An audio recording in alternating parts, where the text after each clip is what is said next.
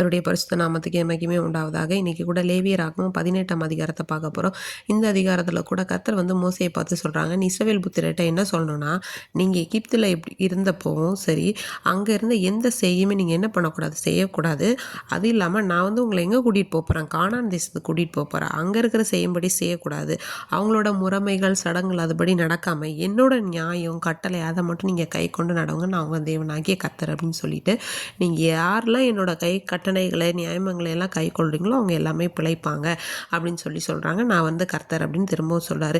இதில் பலவிதமான பாலியல் பாவங்களை குறித்ததான ஒரு விளக்கத்தை கொடுத்துருக்காங்க.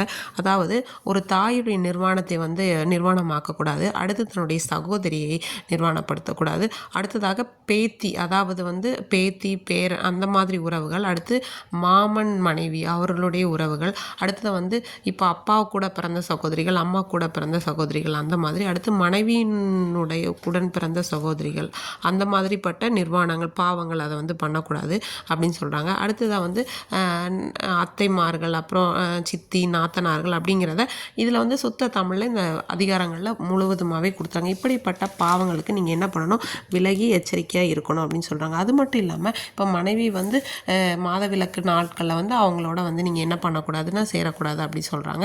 அடுத்ததாக இன்னொன்று என்னென்னா, இப்போ விபச்சாரம் பண்ணக்கூடாது, பிறனுடைய மனைவியை இச்சிக்கக்கூடாது, அதை சொல்லியிருக்காங்க இந்த அதிகாரத்தில். அடுத்ததாக என்ன சொல்லியிருக்காங்க அப்படின்னா, ஹோமோசெக்ஷுவாலிட்டி அப்படின்னு இப்போ இந்த நாட்களில் சொல்கிறாங்க. நிறைய பேர் இந்த ஒரே ஆணோடு சேருவது அந்த மாதிரி பாவங்கள். அடுத்தது இல்லாமல் மிருகங்களோடே சேர்ந்து பாவம் பண்ணுறது, அது பெஸ்டாலிட்டின்னு சொல்கிறாங்க. அந்த மாதிரிப்பட்ட பாவங்கள் எல்லாம் பண்ணக்கூடாதுன்னு அப்போவே பைபிளில் ரொம்ப தெளிவாகவே சொல்லி, இதெல்லாம் தேவனுக்கு அருவருப்பானவைகள். பாவன்றதை விட அருவருப்பு அப்படிங்கிற டிஸ்கஸ்டிங் இல்லை, எல்லாருக்குமே நமக்கு ஒரு அருவருப்பானது அதை பார்த்தாலே ஒரு மாதிரி பிடிக்காது, அது கேள்வி கூட நம்மளால் என்ன பண்ண முடியாது, பட முடியாது, அப்படிப்பட்ட ஒரு பாவங்கள் அப்படின்னு சொல்லி. அடுத்து இந்த மூளையகு அப்படிங்கிறதுக்கான ஒன்று சொல்லியிருக்காங்க. அதில் பிள்ளைகளை அது பலி இருக்கக்கூடாது, காணானிய முறைகளில் பின்பற்றி வந்த உண்டு.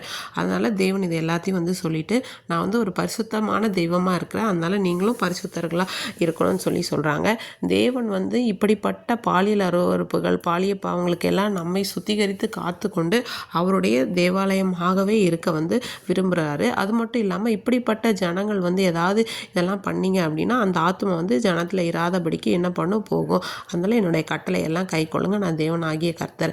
எதுக்காக நான் உங்களுக்கு முன்னாடி இருக்கிற எல்லா ஜாதிகளையும் துரத்தி விடுறேன்னா உங்களை பாதுகாக்கிறதுக்கு. நீங்கள் அந்த தேசம் தீட்டுப்படுத்தப்படும், நீங்களும் அதை போய் என்ன பண்ணக்கூடாது, அங்கே பண்ணக்கூடாது அப்படின்னு சொல்கிறாங்க. ஏசப்பா தேவன் நம்மளை எவ்வளவு நேசிக்கிறதுனால எந்தெந்த விஷயங்களில் எப்படிப்பட்ட பாகங்கள்லாம் இருக்குது அப்படிங்கிறத ரொம்ப தெளிவாகவே வலியுறுத்தி நம்மை பரிசுத்தமாக்க விரும்புகிறார். ஆமீன்.